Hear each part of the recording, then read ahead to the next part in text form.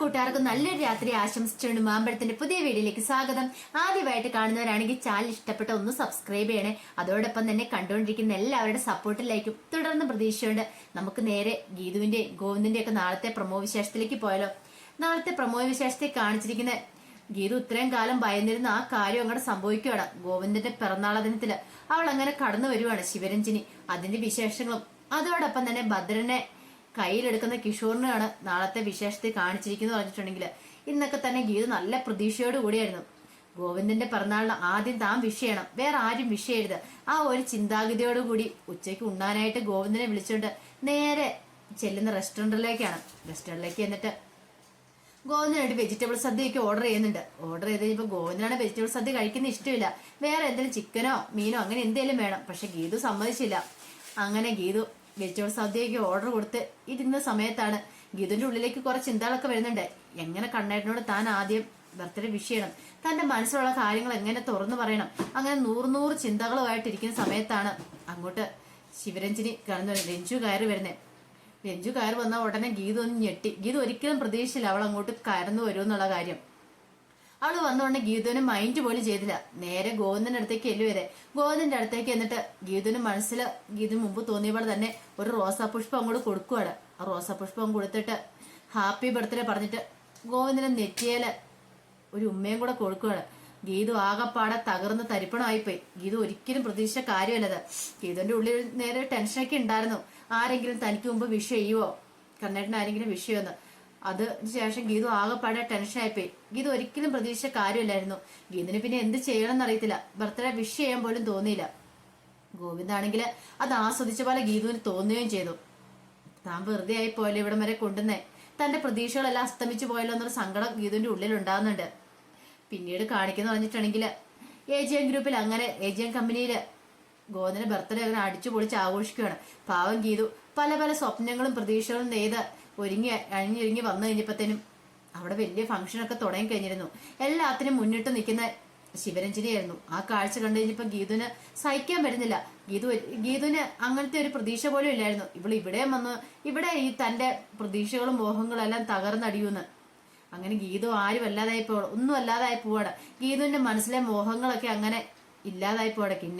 പിന്നീട് ഗീതുവിന് എന്ത് ചെയ്യണം എന്നറിയത്തില്ല. ബർത്ത്ഡേ വിഷ് ചെയ്യാൻ പോലും ഗീതുവിന് തോന്നില്ല. അവളുടെ ആ വരവോടുകൂടി ഉള്ളിലുള്ള മോഹങ്ങളെല്ലാം പോവുകയാണ്. അങ്ങനെ ഗോവിന്ദന്റെ ബർത്ത്ഡേ ഭയങ്കര ഗംഭീരമായിട്ട് അവിടെ എല്ലാവരും ആഘോഷിക്കുന്നുണ്ട്. പക്ഷെ ഗീതു മാത്രം അതിനകത്ത് പങ്കെടുത്തില്ല. ഗീതു മാത്രം ഒഴിഞ്ഞു മാറി നിൽക്കുകയോ ചെയ്തേ. ഗീതുവിന് വല്ലാത്തൊരു അസ്വസ്ഥതയായിരുന്നു. എന്തൊക്കെ പ്രതീക്ഷകളായിരുന്നു. പിന്നീട് കാണിക്കുന്നു പറഞ്ഞിട്ടുണ്ടെങ്കിൽ ഭദ്രന്റെ വീട്ടിലേക്ക് കയറി ചെല്ലുവാണ് കിഷോർ. കിഷോറിനെ കണ്ടപടി ഭദ്രൻ വന്നിട്ട് ചോദിച്ചു, നീ എന്തിനാ ഇങ്ങോട്ട് വന്നേന്ന് ചോദിക്കുകയാണ്. അല്ല, എനിക്ക് കുറച്ച് സംസാരിക്കാനുള്ളത്.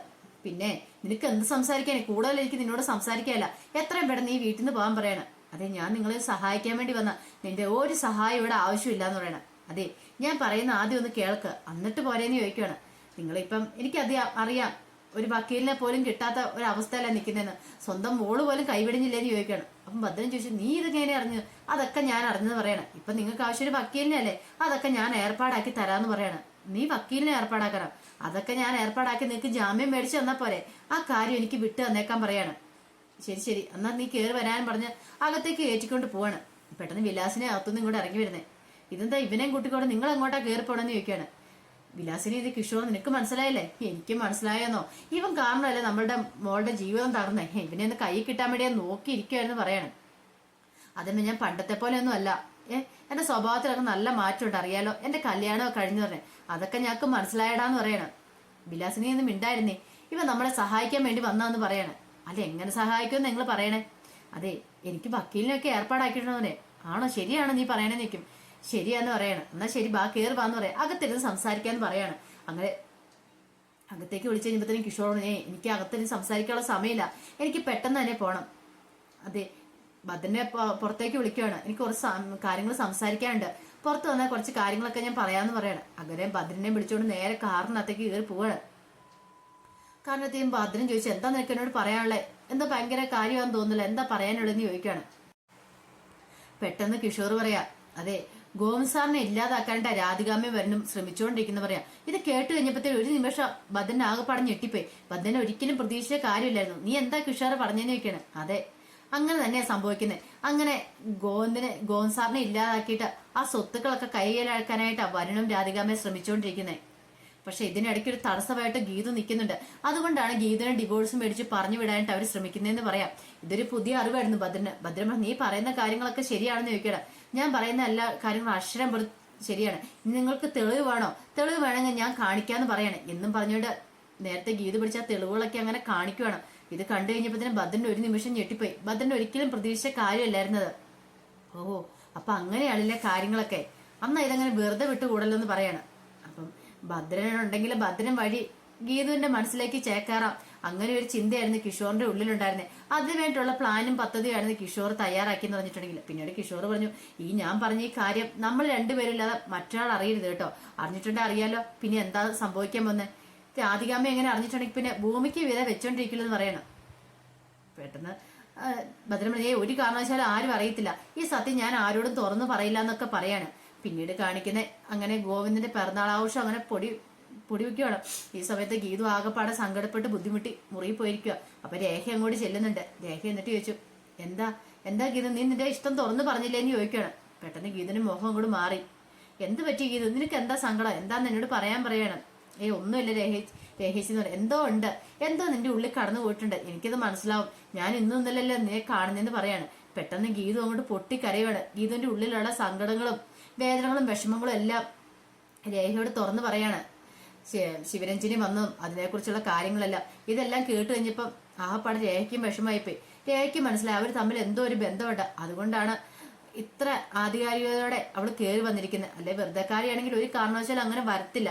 പിന്നെ രേഖ ആശ്വസിപ്പിക്കുകയാണ്, ഗീതിനെ പോട്ടെ സാരമില്ല, നമുക്ക് കണ്ടുപിടിക്കാൻ ഗീതു എന്നൊക്കെ പറഞ്ഞ് ആശ്വസിപ്പിക്കുന്നുണ്ട്. പക്ഷെ രേഖയുടെ ആശ്വാസവാക്കുകളൊന്നും ഗീതുവിനൊരു താങ്ങും തള്ളും ആയിട്ടില്ല.